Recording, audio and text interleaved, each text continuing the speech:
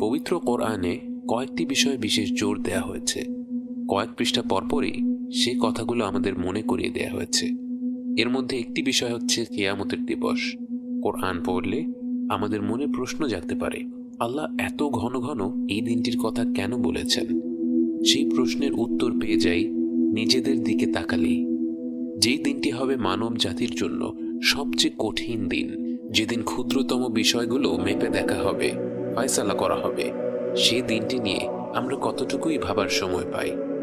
বাস্তবতা হচ্ছে আমরা শেষ জমানায় বাস করছি। কিয়ামত ঘনিয়ে আসছে। রাসূল সাল্লাল্লাহু আলাইহি ওয়াসাল্লাম বিভিন্ন হাদিসে কিয়ামতের কিছু আলামতের কথা উল্লেখ করেছেন। উলামারা এই আলামতগুলোকে দুই ভাগে ভাগ করেন, বড় এবং ছোট। ছোট আলামত অনেক রয়েছে, যার মধ্যে অন্যতম হল রাসূল সাল্লাল্লাহু আলাইহি ওয়াসাল্লামের মৃত্যু। 1400 বছর আগে ঘটে যাওয়া এই ঘটনা যখন কিয়ামতের একটি সুস্পষ্ট নিদর্শন হিসেবে উল্লেখ করা হয়েছে, আমরা বুঝতে পারি আমরা কিয়ামতের কত কাছে চলে এসেছি। এছাড়া রাসূল সাল্লাল্লাহু আলাইহি ওয়াসাল্লাম আরও অনেকগুলো চিহ্ন উল্লেখ করেছেন, যার মধ্যে রয়েছে অভাবী বেদুইনরা উঁচু অট্টালিকা বানানোর প্রতিযোগিতা করবে, মানুষের মধ্যে পরস্পরের উপর বিশ্বাস উঠে যাবে, সুদ এমনভাবে বৃদ্ধি পাবে যে কোনো ব্যক্তি এর থেকে পুরোপুরি মুক্ত হতে পারবে না, মদ্যপান বেড়ে যাবে, জিনা বেড়ে যাবে, ভূমিকম্প বেড়ে যাবে, হত্যাকাণ্ড এমনভাবে বৃদ্ধি পাবে যে যে ব্যক্তি হত্যা করছে এবং যাকে হত্যা করা হচ্ছে দুজনের একজনও জানবে না হত্যার উদ্দেশ্যটা আসলে কি।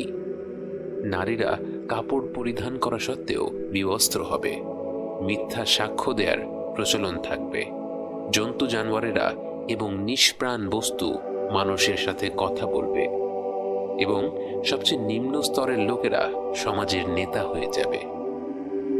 এছাড়াও কিয়ামতের আরো অনেক ছোট আলামত আমরা বিভিন্ন হাদিসে পেয়ে থাকি, কিন্তু কিয়ামতের বড় আলামতগুলো হচ্ছে 10টি। মানব জাতির জন্য কিয়ামতের সবচেয়ে ভয়ঙ্কর আলামত, এমনকি মানব ইতিহাসের সবচেয়ে কঠিন ফিতনা হবে দাজ্জাল। দাজ্জাল 40 দিন পৃথিবীতে রাজত্ব করবে। এর মধ্যে প্রথম দিনটি মনে হবে 1 বছরের সমান, দ্বিতীয় দিনটি মনে হবে 1 মাসের সমান, তৃতীয় দিনটি মনে হবে 1 সপ্তাহের সমান এবং বাকি দিনগুলো সাধারণ দিনের সমানই মনে হবে। যদিও শুনলে 40 দিন খুব বেশি সময় মনে হয় না, বাস্তবে দাজ্জাল হবে প্রতিটি মুমিনের জন্য সবচেয়ে বড় ফিতনা।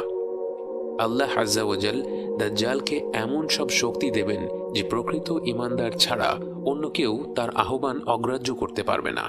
তাই রাসূল সাল্লাল্লাহু আলাইহি ওয়াসাল্লাম আমাদেরকে দাজ্জালের ফিতনা থেকে রেহাই পাওয়ার দোয়া শিখিয়েছেন এবং আরও বলেছেন, যে ব্যক্তি সূরা কাহাফের প্রথম 10টি আয়াত মুখস্থ করবে সেটা তাকে দাজ্জালের ফিতনা থেকে রক্ষা করবে। এরপর ঈসা আলাইহিস সালাম পৃথিবীতে ফিরে আসবেন। তিনি সুশাসন প্রতিষ্ঠা করবেন, শিরক ধ্বংস করবেন এবং ইসলামকে প্রতিষ্ঠিত করবেন। সেই সাথে তিনি দাজ্জালের সাথে যুদ্ধ করে তাকে হত্যা করবেন। এরপরে ইয়াজুজ এবং মাজুজ পৃথিবীতে ছড়িয়ে পড়বে এবং ঈসা আলাইহিস সালাম তাদের বিরুদ্ধে কঠিন যুদ্ধে লিপ্ত হবেন এবং অবশেষে তাদের ধ্বংস করবেন। এরপর ঈসা আলাইহিস সালাম শান্তিপূর্ণ অবস্থা প্রতিষ্ঠিত করবেন এবং মৃত্যুবরণ করবেন। কিয়ামতের আগে কিছু বড় ধরনের প্রাকৃতিক নিদর্শনও দেখা যাবে। সূর্য পশ্চিম দিক থেকে উদয় হবে, 3টি প্রকাণ্ড ভূমিকম্প হবে।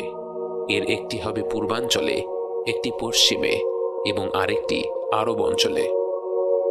আরেকটি প্রাকৃতিক আলামত হবে 40 দিনের জন্য একটি গাঢ় ধোঁয়ায় গোটা পৃথিবী ছেয়ে যাবে। এতে বিশ্বাসী এবং অবিশ্বাসী নির্বিশেষে প্রত্যেকে আক্রান্ত হবে। এই ধোঁয়ার ব্যাপারে আল্লাহ তাআলা বলেন,